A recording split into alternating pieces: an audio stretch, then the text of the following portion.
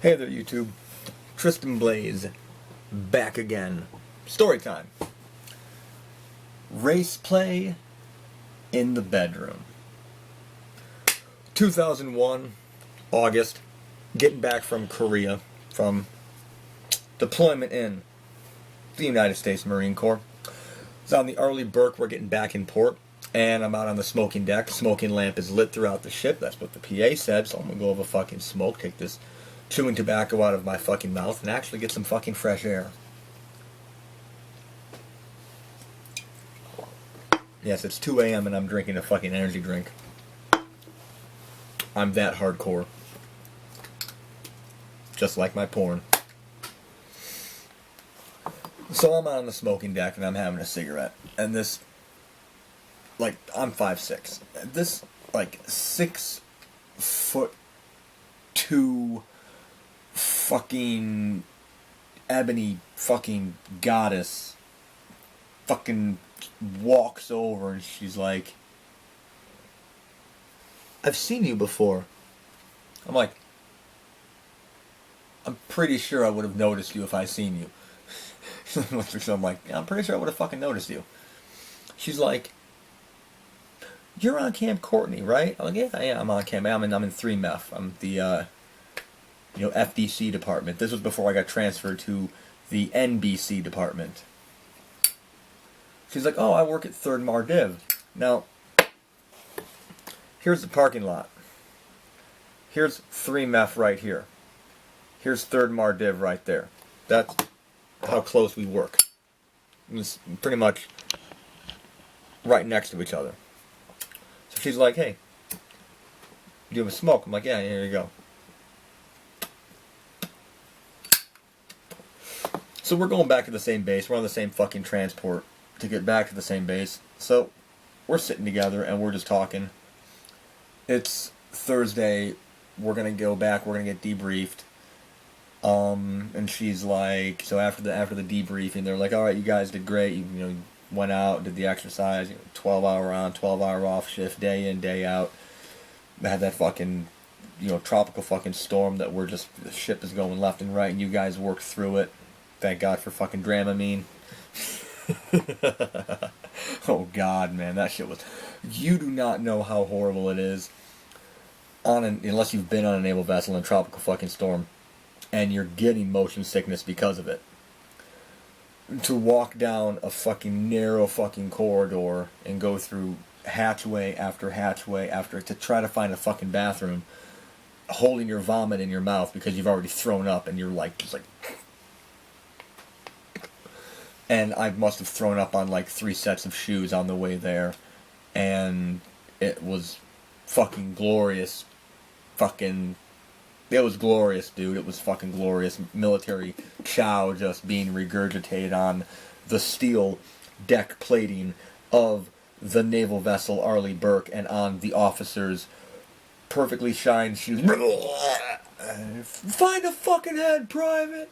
"Yes, sir." So what do you think I'm fucking doing, dude? I'm trying to find a fucking head to puke in. It's a fucking tropical storm. What do you want? So anyways, so we're told it's Thursday. We're told, "Hey man, take off Friday." She's like, "You got anything planned for tonight?" I was like, "I was gonna go back to my fucking barracks room and play Final Fantasy X. She's like, "Have you beaten through Bane?" And I was like, "I've gotten close." She goes, "Well, I'm having a problem with Thubin. You want to come over and help me out?" Sure, why not? Go to my room. Finally got my walkthrough that I mailed away for. Which was the dumbest thing in the fucking world, because I could have taken a $2 bus from Camp Courtney down to Camp Foster, gone to the fucking PX on Foster, found the fucking walkthrough right there, and just fucking gone home and had it the same fucking day. No, I mailed away for it because I'm a fucking idiot. So anyways, we're there, we're fucking around. Well, not fucking around, but we're Final Fantasy X, we're fucking around in the arena, playing, attacking through Bane, and we're like, all right, try this. Try Holy, or try this, or try, and so we're going through the walkthrough, and we're doing all that. So eventually, it became more of the Netflix and chill scenarios of my life. So we're fooling around, making out, clothes start coming off. Now I just noticed something about this woman. Besides the fact that she's, half, black, half Nordic. Her last name is like fucking Sigmund Jar something or other. It's very Norwegian or Swedish or Nordic fucking name, basically. Like, she could, be in the fucking fabled Beowulf, basically, from her fucking name alone. And I'm noticing that this woman is acting really fucking interested in my skin color. Like, really interested in my skin color. She's like, oh, I love the way your skin looks so different than mine. I love the way your hands look so amazing on my breasts. And I'm like, I never noticed shit like that before. I've had sex with African American women, don't get me wrong. Trust me, after this encounter, I went, back and started, thinking of the woman I dated in my life, and I'm realizing that, yeah, I've pretty much dated almost exclusively outside of my race. Even my ex-fiance and my wife are part Native American. So I've never really noticed that shit before. I just never did. Never said that shit to an African American woman I was sleeping with. Never said that shit to a Mexican woman that I was sleeping with. An Asian woman. Never fucking said that shit. I never said, oh, I love how my white skin looks against your caramel. I never fucking said that shit because it never just fucking crossed my mind. But this woman said it, and now all of a sudden, now it's in my fucking brain. It's just like, oh my god, this does look really fucking cool. Wow, the contrast is fucking amazing. Wow, cool. So then we go from the heavy petting, making out, session of the chill part of our Final Fantasy X and chill to the just straight up fucking part. Now, in between the making out heavy petting part and the just fucking part, the words, damn, white boy, you're packing some serious meat, were uttered. No bragging, just fact. Just fact. So, we're having sex, and she's like, here, let me get on off, because she's a foot taller than me, basically. So there's certain positions that just really don't work that well. It's kind of like when you're having sex with somebody who suffers from dwarfism or they're a midget. Certain positions just don't work that well. Trust me. Just trust me on this one. Maybe I'll get into a story about that one later in life. Maybe not. But certain positions just don't work. Okay, when there's like that big of a disparity in height. Like, my wife is 3 inches shorter than me, so it's relatively easy to do some stuff.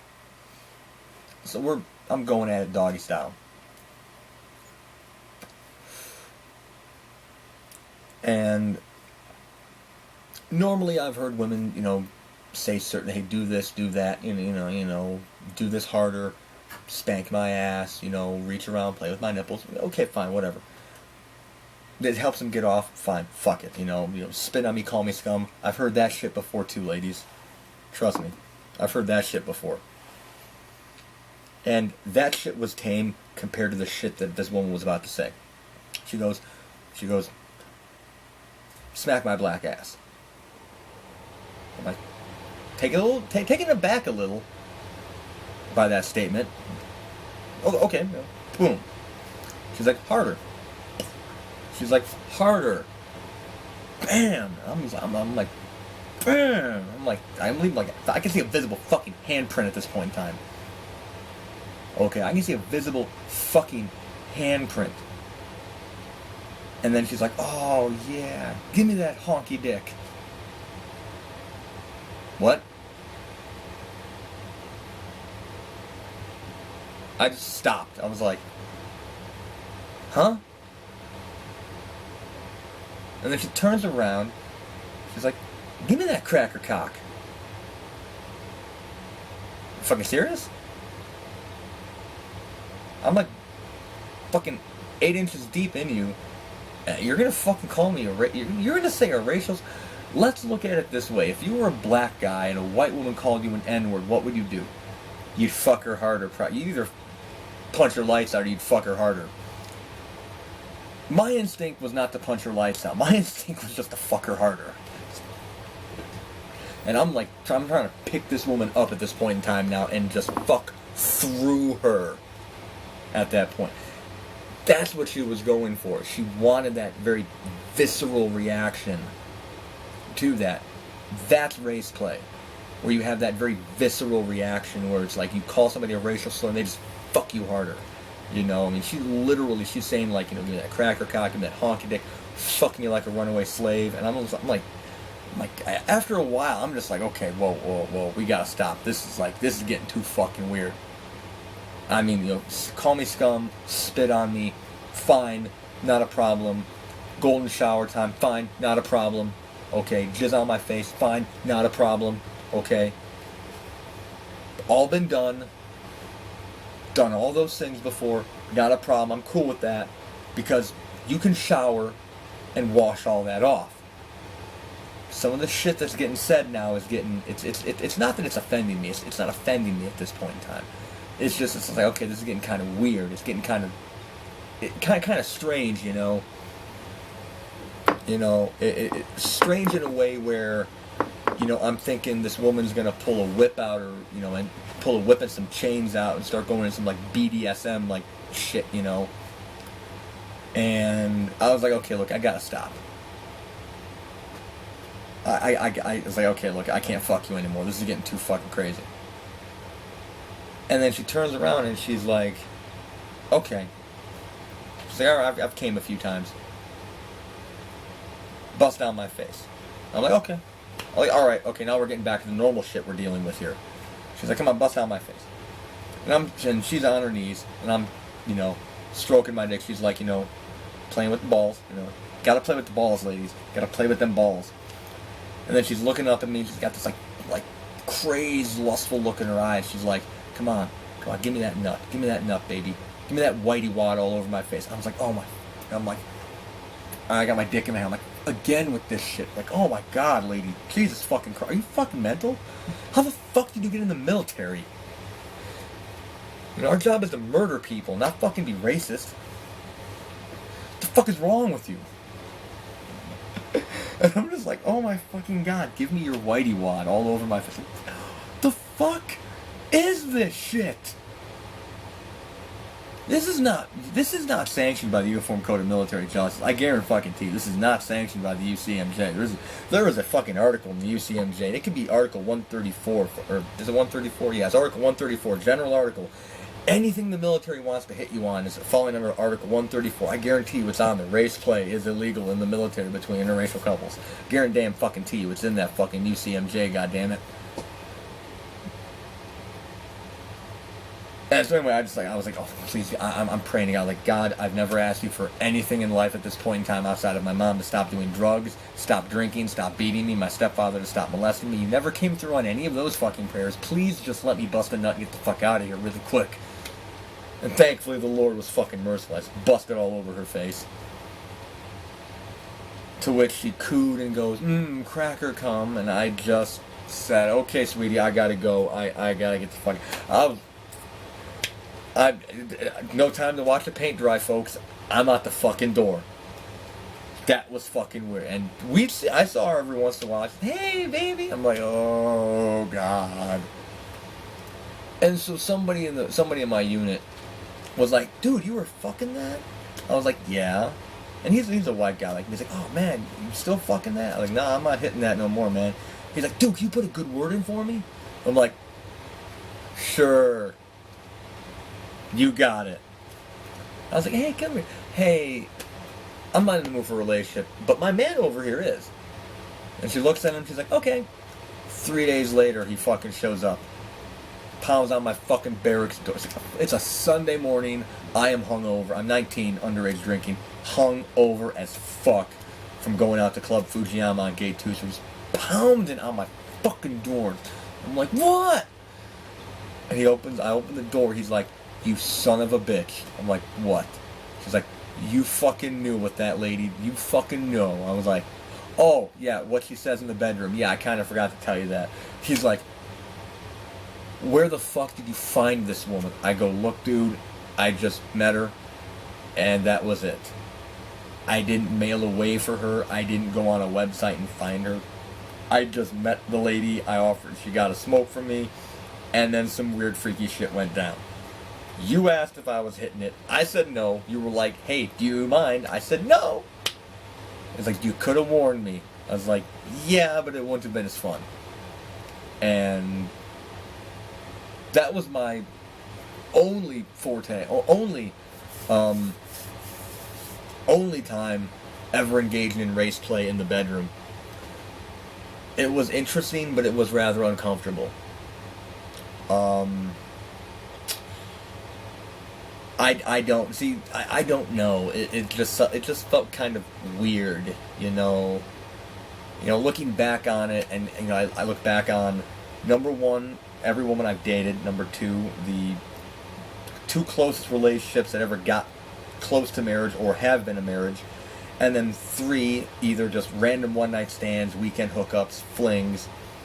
And I look at like a rough percentage of my race versus outside my race, and this is the outside my race is like massively weighted. And it's like a lot of it has been outside my race. And I'm thinking maybe I should have given it a shot, maybe I shouldn't have. I'm like, well, fuck it, who cares? It just made me feel really fucking uncomfortable. It just really did. But it was interesting. It was weird. It's kind of like that scene in Fight Club where Helen Bonham Carter looks over to Brad Pitt and goes, haven't been fucked like that since grade school.